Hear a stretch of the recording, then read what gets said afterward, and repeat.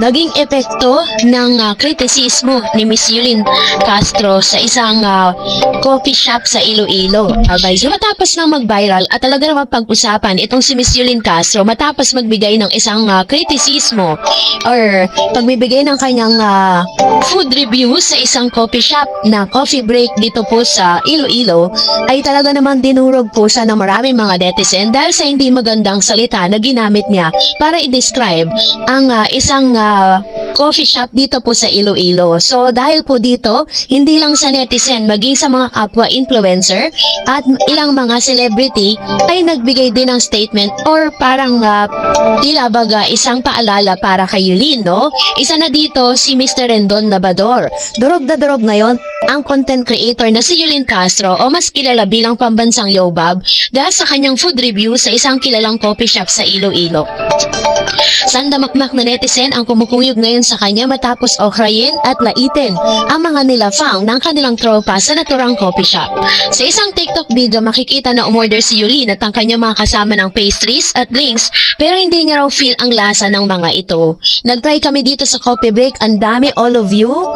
Lahat ng in-order niya walang masarap. Even the drinks, even the lasagna, lahat tabang. Ang dami dyan walang masarap sa inyo. Ni isa, sabay mura ang bahagi na review ni Yulin. Inalmahan naman ito ng management ng coffee shop. Thank you for sharing your thoughts, Miss Yulin Castro, about your recent visit to coffee break. We appreciate all feedbacks as it helped learn and improve. However, we're taken aback the strong and explicit language used in the review. While we understand that not everyone will share the same taste, we believe that constructive criticism can always be communicated respectfully. We are proud of our work our team puts into creating positive experience for every guest, and language that crosses the line can be disheartening not only to us but to the people who work hard every day to serve our customer. And we will remain committed to providing a warm, satisfying experience to every guest and to continuously grow from feedback shared with sincerity and respect. Dagdag pa niya. Isa pa sa mga kapwa social media personality ni Yulin na si Rendon Labrador ang bumwelta sa kanyang ginawa. Ulit-ulit nilang binanggit ang mga katagang no to body shaming. Sa kanyang Facebook post, narito ang buong mensahe ni Rendon. Sabi niya, paalala po, hindi ginawa yung no to body shaming para makaligtas po kayo sa mga katangahan ninyo. Iayon sana natin palagi yung ugali natin sa mga itsura natin. Titignan muna natin ang itsura mo bago pakinggan ang mga sasabihin mo. No to body shaming dapat talaga. Kaso, ang sampal ng katotohanan dito sa Pinas, bago ka pakinggan, ay titignan muna itsura mo. Kaya nabash kasi bago sa social media yung baboy na nagrereklamo. Kumbaga, dapat iayon sana sa ugali, sa itsura. Masisisi mo ba yung mga taong nagalit? Kawawa din yung negosyante na may-ari ng coffee shop. Biro mo, ang hirap magtayo at mag-survive ng negosyo tapos biglang sisiraan ka lang. Okay lang ang mag-negative feedback pero sana yung feedback na hindi naman up to the point na masisira ng image ng business. Yung babae kasi, laman ng tiyan ang problema niya. Yung negosyante, madaming responsibilidad sa negosyo at mga empleyado niyang umaasa sa negosyo niya. No to body shaming, pero kung ganyan kasi ang ugali, hindi worth it ipaglaban. Mag-gym ka na lang, pakainin kita ng dumbbells. Huwag ninyong gamiting panlaban yung salitang no to body shaming sa mga taong hayop ang ugali. Hindi po yan ginawa para maligtas kayo sa katangahan ninyo. Hashtag, sampal ng katotohanan, pahayag pa ni Rendon. So, yan ang ilan sa mga maanghang na salitang binitawan ni Mr. Rendon Labrador laban dito kay Miss Yulin Castro.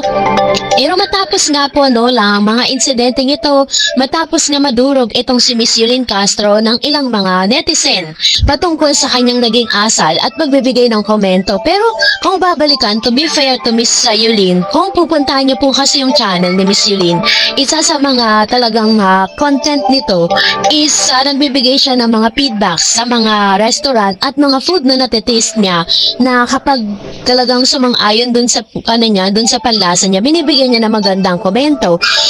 At pag hindi naman, nagbibigay din siya ng honest review. Hindi po kasi katulad ng ilang mga content creators ngayon na pag may pinuntahang lugar, lagi nilang sinasabing masarap, maganda, mura.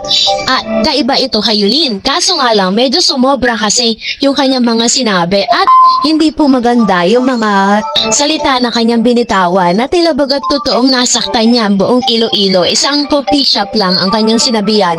Pero parang lahat ng taga Iloilo is na-generalize. Lahat ng mga taga Iloilo na talagang sobrang galit na galit kay Miss Yulin Castro. Pero, other than that, kung meron ng magandang naganap, no? Dito po sa coffee break na yon, base po sa mga ulat at sa kanila mga Facebook page post. Mula po na nagkaroon ng ganitong issue si Yulin, ay marami pong mga taga Iloilo na tila baga nagkaroon ng parang curiosity to visit that coffee shop sa Iloilo, ang coffee break. Dahil ang coffee break po kasi nationwide, meron na po pala silang mga iba't ibang kasi for 20 years na silang nagraran ng kanilang coffee shop. At ito po talaga yung masasabi natin na pinakamatagal ng establishmento dito po sa, or isa sa mga masasabi natin na nag-operate ng kanilang business.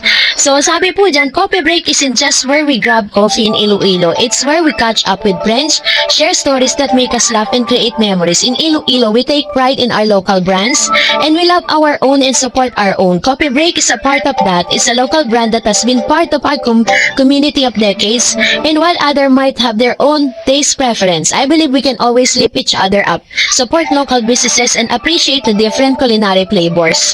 So, ganito po katindi yung ilan sa mga statement ng mga taga Iloilo, at hindi lang yung talagang grabe po yung kanilang body shaming dito po kay Miss Yulin, no? Dahil pati po yung kanyang itsura, pati yung kanyang mga ginagawa ngayon, talagang binabatikos ng ilang mga netizen.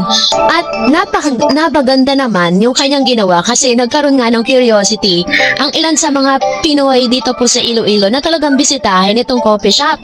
At hindi lang yan, nagkaroon pa sila ng nagba-branch out pa sila ngayon sa iba't ibang lugar. So, kung meron ng positibo na naging epekto ng kanyang ginawa, is mas nakilala ito pong coffee break na ito.